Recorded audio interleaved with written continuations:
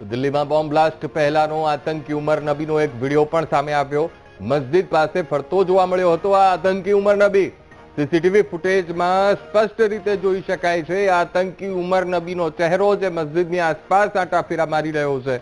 10 નવેમ્બરના આતંકી ઉમર નબીના આ સીસીટીવી હોવાનો ખુલાસો થયો છે। 10 નવેમ્બરનો એ દિવસ કે જ્યારે એ રેકી કરતો હોય એ સીસીટીવીમાં કેદ થયો છે।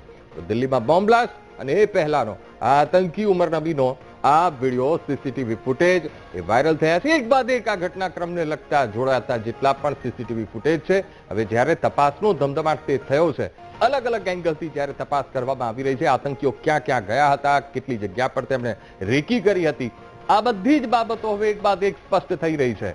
ત્યારે મસ્જિદ બહાર રેકી કરતો આ આતંકી સીસીટીવીમાં આબાદ રીતે ઝડપાયો છે। તો સીસીટીવીમાં કેદ થયો છે ઉમર નબી। હવે એ એંગલમાં પણ તપાસ થશે।